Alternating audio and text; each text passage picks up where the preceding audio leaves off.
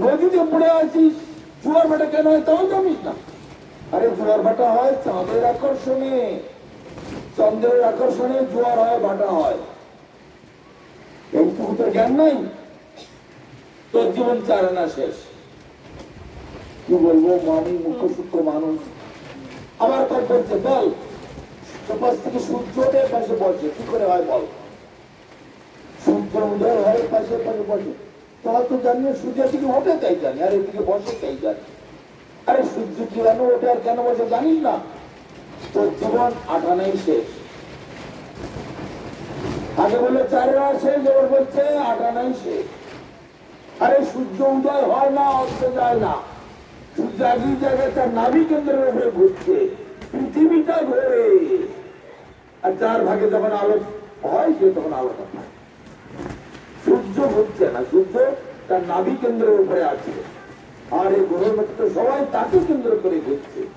যার ভাগ্যে যখন আলো পড়ে সে তখন দিন বলে, আর যার ভাগ্যে যখন অন্ধকার পড়ে সে তখন রাত বলে। এইটুকু জানিস না? তাহলে তোর জীবনটা আটানাই শেষ। তারপরে বলতো, আচ্ছা বলতো আকাশ থেকে জল পড়ে কেন? আকাশে কি জল আছে? জল তো নিচে। বৃষ্টিটা হয় কেন? তা তো জানি না স্যার। স্যার আমি তো মুখ্য সূক্ষ্ম মানুষ, কি করে বলবো আকাশ থেকে কেন জল পড়ে? আরে বৃষ্টিটা কেন হয় জানিস না? না, তোর জীবন 12 আনাই শেষ। তারপর বলছেন আপনি বলুন স্যার কি করে পড়ে? আরে প্রখর সূর্যের তাপে এই বিশ্ব ব্রহ্মাণ্ডের জল শুকিয়ে উপরে ওঠে, ওঠে বাতাসে, ঠান্ডা বাতাসের সংস্পর্শে ভারী হয়, ভারী হয়ে পুনরায় এখানে মাটিতে এসে পড়ে। বলো কি এখানে আনবেন? কি কি দেখাচ্ছে ওটা? তাই তোর জীবন 12 আনাই শেষ। প্রথমে বললে 4 আনা শেষ, তারপরে বলে 8 আনা শেষ, তারপরে বলছে 12 আনাই শেষ। তারপরে ঝড় আস্তে আস্তে উঠতে আরম্ভ করেছে একদিন মতো, করছে, কালো হয়ে গেছে আকাশ একদম। পণ্ডিত মশাই তাড়াতাড়ি তাড়াতাড়ি কাপড় গুছিয়ে নি। আরে তুই কিনারায় চল, কিনারায় চল, এক্ষুনি ঝড় পড়বে, কাল বৈশাখী ঝড়। আপনি কাপড়টা গুছিয়ে নিন না।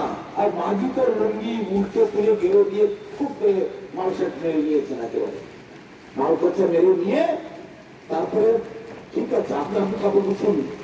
কাপড় গুছিয়ে কি করবো? নৌকো যদি এখানে ডুবে যায়, আরে ডুবে গেলে হবে না, তুই কিনারায় চল, কিনারায় চল। মানে কিনারায় যাবো, এর মধ্যে যদি ঝড় উঠে যায় কিনারায় নিয়ে যাবো কি করে? নৌকোটা এত বড় মাল খোঁজাবি না, আমি কি করবো? সাঁতরে উঠতে হবে তো। আরে আমি তো সাঁতার জানি না। সাঁতার জানেন না? স্যার পণ্ডিত মশাই আমার তো 12 আনা তুলেছে, কিন্তু আপনার 16 আনাই শেষ। আপনার জীবন 16 আনাই বেকার। সাঁতার জানেন না, দেখতে দেখতে ভঙ্গ করে ঝড় উঠে গেল, নৌকোটাকে এরকম পাক দিতে লাগলো, জলে ডুবে গেল, আর মাঝির সাথে উঠে গেল, পণ্ডিত মশাই জল গিলে থাকে। এই হচ্ছে জগতের বড় বড় পণ্ডিতদের খবর। বিশ্বকবি অমুক, ইংরেজি বিশ্বকবি অমুক, সাহিত্য সম্রাট অমুক, বিদ্যাসাগর অমুক, বা বিশাল বিশাল টাইটেল। কিন্তু এরা সব ওই ময়ূর পুচ্ছের চোখের মতো দেখছে, ওগুলো জ্ঞান বুদ্ধি কিছু না, এগুলোকে জ্ঞান বলে না। সেই সে বিদ্যার ফল জানিও নিশ্চয়, কৃষ্ণপাদ পদমে যদি বৃত্ত রয়। বৃত্ত মানে মন, বৃত্ত মানে সম্পত্তি। এই আমাদের অনিল বৃত্ত দপ্তরে ছিল, এই প্রশ্ন সভায় সেগুলো ব্যয় করে নিজের জীবন সার্থক করছে। অতএব সেই সে বিদ্যার ফল জানিও নিশ্চয়, যদি আমার মন কৃষ্ণপদে স্থির হয়। তাই যিনি কৃষ্ণকে চিনলেন না, জানলেন না আমি কোথা থেকে এলাম, কোথায় আমাকে যেতে হবে, কোথায় ছিলাম, আমি কোথায় যাব, এইটুকু জ্ঞান যাদের নাই, যে নিজেকে জানে না, নিজেকে চেনে না, নিজেকে চেনে না, তো দুনিয়া জানেনি আমি কি জানবো? যারা একটু জ্ঞান বুদ্ধি যাদের আছে তাদেরকে তারাই বলেন, যেমন এখানে বিশ্বকবি উনি বলেছেন, আর না আইজাক নিউটন বলেছেন কথাটা, আমরা জ্ঞান সমুদ্রের এখন কিছুই খোঁজ করে উঠতে পারলাম না। জ্ঞান সমুদ্রের কিনারায় গিয়ে দু চারটে নুড়ি কুড়োচ্ছি। অনন্ত জ্ঞান ভান্ডার। আমার গুরু মহারাজ বলতেন, একটা অনুপরমাণুকে দেখে গবেষণা করে তুমি শেষ করতে পারবে না। পদার্থের ক্ষুদ্রতম অংশকে অণু বলা হয়। অণুকে ভাঙতে ভাঙতে যখন আর ভাঙা যায় না, তখন তাকে পরমাণু বলা হয়। অবশ্য পরমাণুকে রিসার্চ করে দেখা যাচ্ছে তার মধ্যে তিনটি উপাদান, ইলেকট্রন, প্রোটন আর নিউট্রন। এই ইলেকট্রন, প্রোটন, নিউট্রন এদেরকে কেউ ধ্বংস করতেও পারে না, কেউ সৃষ্টি করতেও পারে না। বিজ্ঞানীরা হাজার চেষ্টা করছেন, কেন এটাকে সৃষ্টি করা যাচ্ছে না, কেন একে ধ্বংস করা যাচ্ছে না। তখন কি করলেন, সেইগুলো দিয়ে কোনো কিছু করা যায় কিনা। তা নার্লিকা বলে একজন বিজ্ঞানী ছিলেন, উনি প্রথম অ্যাটম বোম আবিষ্কার করেছিলেন। উনি তখন বললেন, এই প্রকাশ্যে একটা সম্মেলন হচ্ছে, সেখানে সবাই জিজ্ঞাসা করছেন আপনি কোথা থেকে ফর্মুলা পেলেন। উনি বললেন, আমি গীতা থেকে পেয়েছি ফর্মুলা। গীতার কি ফর্মুলা? দিবি সূর্য সহস্রেষু ভবেৎ যুগপদত্তিকা। হাজার হাজার বীর্য সূর্য একসঙ্গে উদয় হয়েছে। একটা সূর্যের পর্যন্ত আমরা জ্বলে পড়ে মরে যাচ্ছি এই গরমের দিনে, আর হাজার হাজার সূর্য একই সঙ্গে, এটা কি সম্ভব? তখন অনুপরমাণু গুলোকে নিয়ে গবেষণা করতে লাগলাম, কি করে এই অনুপরমাণুকে সবাই একসঙ্গে করে সেই তো আমরা সৃষ্টি করতে পারছি না, ধ্বংস করতে পারছি না। তাহলে কি করে আমরা এই শক্তিটাকে আমরা ব্যবহার করতে পারি? তখন সেটা নিয়ে গবেষণা করতে করতে পরমাণু বোমা আবিষ্কার করে দিল। সেটাই পরমাণু বোমাতে এখন জগৎ ধ্বংস হয়ে যাবার লোক দিকে এগোচ্ছে। মঙ্গল গ্রহেতে এরকম ছিল, সেসব অনেক জাতিস্বর, অনেক বিজ্ঞানীরাও গবেষণা করে এটাই পাচ্ছে যে অনন্ত কথাবার্তা, এই ভাগবত কথা, এগুলো খানিকটা উদাহরণ দিলাম আমাদের কল্যাণের জন্য। আমাদেরকে ভগবানের কথা, ভগবানের লীলা, ভগবানের গুণ মহিমা, এইগুলো আমাদের শ্রবণ করতে হবে। একমাত্র আত্মা প্রসন্ন হয় ভগবানের কথাতে। কবিরাজ গোস্বামী লিখছেন, ভজন বিনা দেহ যেমন অবসন্ন হয়, ভজন বিনা জীব সেরু আত্মহত্যা চায়। আমরা যদি একবেলা খাওয়া বন্ধ করি, একদিন খাওয়া বন্ধ করি, আমাদের তো অবস্থা কায়। একদিন ছেড়ে একবেলাতেই থাকতে পারি না। একাদশী করতে বললে আত্মগুলো বলে, ওরে বাবা অত কষ্ট আমরা পারবো না। আরে ফলমূল খাও, পঞ্চশস্যটা বাদ দিয়ে কিছু কিছু হবে না, হবে না, ও ফল খেলে আমার বমি হয়, এ হয়, সে হয়, নানা রকমের অজুহাত, আর কিছু না, বাহানা, অজুহাত। একটা একাদশী করতে রাজি নয়, চিন্তা করি। তাই সে ভোজন বন্ধ করলে দেহটা যেমন অবসন্ন হয়ে যায়, তেমনি ভজন বন্ধ করে দিলে, ভজন না হলে আত্মাও সেই রকম সুইসাইড করার মতো অবস্থা হয়ে যায়। আত্মার ভজন হচ্ছে এই পরমার্থ চর্চা, এই হচ্ছে আমাদের ভগবত অনুশীলন, এই ভজন ক্রিয়া। সবাই আপনারা বসে আছেন তিনটে করে দেহ নিয়ে, আর তিনটে দেহের তিন রকমের ভোজন সবসময় দিয়ে চলেছেন। আপনার কেউ সেটা খেয়াল করেন না। তিনটি দেহ কি কি? একটা হলো পঞ্চভৌতিক দেহ, ভূমি, অব, তেজ, মরুদ, বম, এই যেটা দিয়ে বিশ্ব ব্রহ্মাণ্ড তৈরি, সেই পঞ্চভৌতিক দেহটা নিয়ে আপনারা বসে আছেন। এই যেটা আমরা ধারণ করে বসে আছি, এর ভিতরে আরেকটি দেহ আছে, সেটা চোখে দেখা যায় না। সেটা কোন দেহ?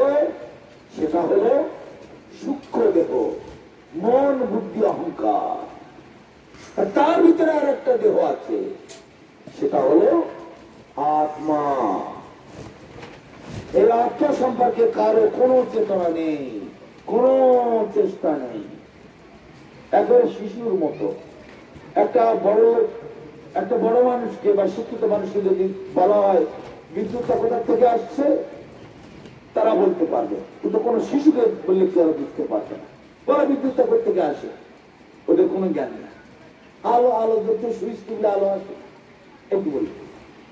কিন্তু বড়রা জানে, শিক্ষিতরা জানে একটা পাওয়ার হাউস আছে, সেখান থেকে উৎপন্ন হয় পাওয়ার, সাব স্টেশনে সাপ্লাই হয়, সেখান থেকে আমাদের লোকাল স্টেশনে আছে, সেখান থেকে ফর্ম ফিল আপ করে কানেকশনটা নিলে ঘরে আলো থাকে।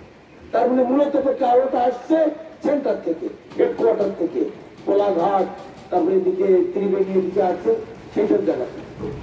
কিন্তু বাচ্চারা বলতে পারবে না।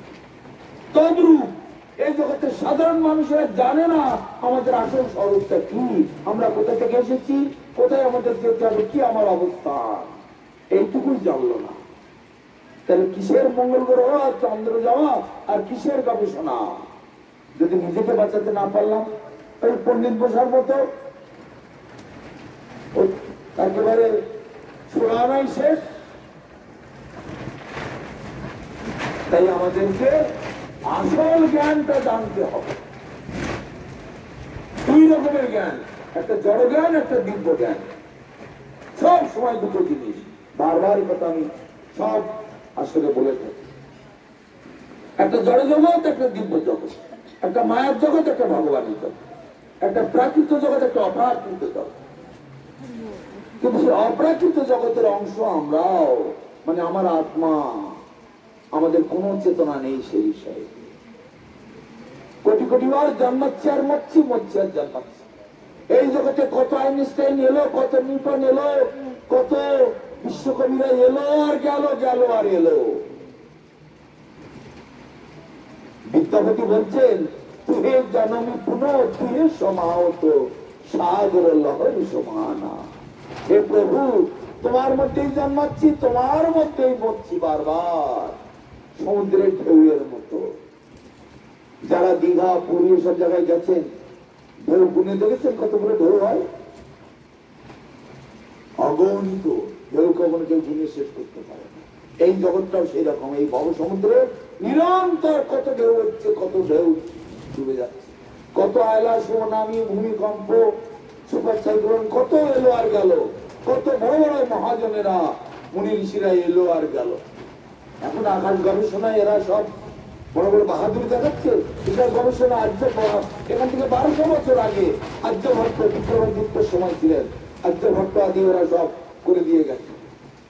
মহাকাশের গবেষণা তারাই করেছে। আর তার আগে আমাদের ভারতীয় মুনি ঋষিরা সশরীরে কোথায় যমলোক, কোথায় স্বর্গলোক, কোথায় ব্রহ্মলোক, ইন্দ্রলোক, সর্বত্র তারা ঘুরে বেড়াতে সশরীরে। একবার বিরজা পার করে, বিরজার পারে শুদ্ধ পরব্রহ্ম ধাম, ততপরি শ্রীদ করে বৃন্দাবন নাম। বৃন্দাবন চিন্তামণি চিদানন্দ রত্নকণি চিন্ময় অপূর্ব দর্শন, সেখানে পর্যন্ত চলে গেছে। এই সাধু মুনি ঋষিরা, ভারতীয় এইসব মনীষী বর্গ, এদের এমন তপস্যা, এমন জ্ঞান, এমন ধারণা। একটা তীর মেরে দিলেন, তীর থেকে হাজার হাজার তীর সৃষ্টি হয়ে গেল। আছে সব নলেজ। এটা দিয়ে অগ্নিবাণ মারলো, এদিক থেকে জলের বান মেরে দিল। আছে এইসব নলেজ এখানে? এখন তো সবই শেষ হয়ে গেল। আগে যা ছিল তার কিছুই নেই। আগে একটা মৃত মানুষকে বাঁচিয়ে তুলতে পারতেন সাধু মুনি ঋষিরা। কলিযুগের এই জিনিসগুলো নিষিদ্ধ। অশ্বমেধ, গবালম্ব, সন্ন্যাসম, পরপৈতৃকম, দেবরেণ্য সুতোৎপত্তি, কলৌ পঞ্চ বিবর্তয়। এই যে 5 প্রকারের নিষেধ এই কলিযুগেতে রয়েছে। অশ্বমেধ যজ্ঞ হবে না, যজ্ঞেতে ঘোড়া বলি দেওয়া হতো। অশ্বমেধ যজ্ঞ, গবালম্ব, গোহত্যা। আগে মুনি ঋষিরা আমাদের বড় বড় যজ্ঞেতে গোহত্যা করত। চাঁদ কাজের সঙ্গে মহাপুরুষ যখন তর্ক করছেন, তখন চাঁদ কাজ বলছে, আপনারাও তো গোহত্যা করেন। হ্যাঁ, আমরাও করি, আমাদের মুনি ঋষিরা করেছেন। আগে কিভাবে করেছেন? বৃদ্ধ গরুগুলোকে নিয়ে যজ্ঞেতে নিয়ে বলি দিতেন, দিয়ে তাকে নতুন জীবন দিয়ে দিতেন। আরে একটা বুড়ো মানুষকে যদি 12 বছরের ছেলে করে ছেড়ে দেওয়া হয়, তার কত আনন্দ হবে। উঠতে পারি না, বসতে পারি না, হ্যাঁ, উঠতে গেলে লাঠি, বসতে গেলে মাটি, ওরে বাবা গো, মা গো, কোমর গেল, হাঁটু গেল, তাকে যদি শরীরটাকে নষ্ট করে দিয়ে একটা নতুন শরীর দেওয়া হয়, কত তার আনন্দ হবে। সেটাকে হত্যা করা হলো, তাকে সেবা করা হলো। কেন আত্মা কখনো মরে না, আত্মাকে নিয়ে অন্য আর একটা শরীর তৈরি করে তার মধ্যে ট্রান্সফার করা হলো। যেমন হার্ট, কিডনি কেটে ফেলে দেওয়া, আর একটা কিডনি লাগিয়ে দেওয়া। আগের দিনে মনে ঋষিরা এগুলো করতেন, বেদ মন্ত্র পাঠ করে নতুন একটা শরীর তৈরি করে দিলেন, আত্মাকে ওখান থেকে নিয়ে ওখানে ট্রান্সফার করে দিলেন। আছে আজকে জগতে সেসব শিক্ষা আছে। একটা বুড়ো মানুষকে এই 12 বছরের ছেলে করে ছেড়ে দিতে কত বড় জ্ঞান আছে। ওদিকে বাল্মীকি যখন ওই ছেলে খুঁজে পাচ্ছে না, কোথায় গেল কোথায় গেল, একে তো অভাগিনী রাজনন্দিনী রাজবধূ হয়েও আজকে বুড়ি বাস করছে, ছেলেটা কোথায় গেল কোথায় গেল। সীতা গেছে জল আনতে, তাড়াতাড়ি করে কুশের জল দিয়ে আর একটা ছেলে তৈরি করে দিল। তোমার ছেলেটা বাঘেটাকে খেয়ে গেল নাকি, আমি তো ধ্যানে ছিলাম, বাঘেটাকে খেয়ে দিয়েছে। সীতা মা এসে যদি ছেলে না পায় তখন কি হবে। আমার কাছে আছে, আমি তাকে রক্ষা করতে পারলাম না, তাড়াতাড়ি করে কুশের জল দিয়ে একটা ছেলে তৈরি করে দিল, দিয়ে সেখানে খেয়ে। আর ওদিকে লোক মায়ের আসন ধরে, মা জল আনতে গেলে মায়ের আসন ধরে মায়ের পেছনে পেছনে চলে গেছে। জল আনতে যাওয়ার সময় বলে গেছে, বাবা বাবা ওই ছেলেটা একটু খেলছে, একটু থাকবে, আমি জল নিয়ে আস। ঠিক আছে মা, তুমি জল নিয়ে আস বলে বাল্মীকি ধ্যান করছেন। তারপরে দেখি ছেলে নেই, তার মানে ছেলে মায়ের সঙ্গে সঙ্গে চলে গেছে জল আনতে।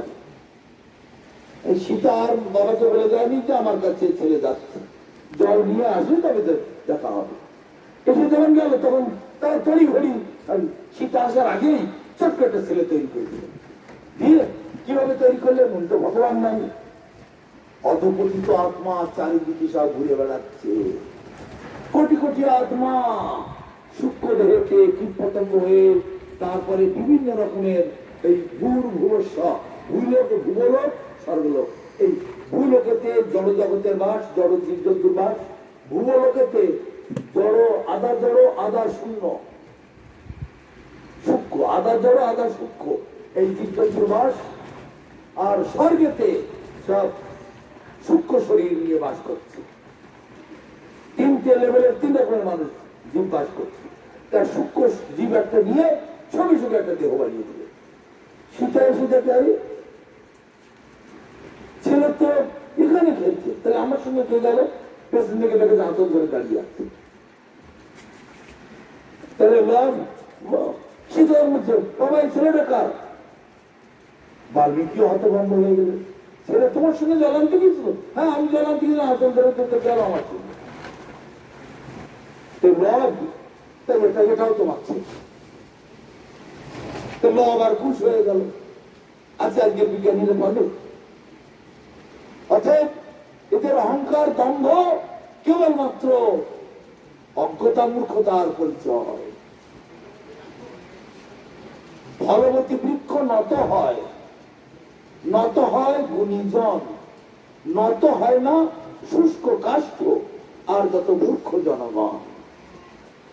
যে গাছে ফল ধরে সে গাছ নত হয়, আর যে গাছে ফল নেই শুকনো কাঠ মাথা খাড়া করে দাঁড়িয়ে। এই জগতে জীবের মানুষের এত বেশি অজ্ঞতা, তার অহংকারে মত্ত হইয়া নিতাই পদে পাশ হইয়া অসত্যে সত্য পরিমাণে সত্যটাকে নিতে পারে না। রাস্তাঘাটে চলাফেরা করতে থাকে বৈষ্ণবরা, তাদের দেখে টিক্কেলি করে, তাদের দেখে নানা রকমের টোন কাটে, তাদের দেখে কত রকমের উপহাস করে, কিন্তু জানে না এদের পরিত্যক্ত বস্তুগুলো তারা নিয়ে আনন্দ করছে। বমি করে ফেলে দিল সাধুরা,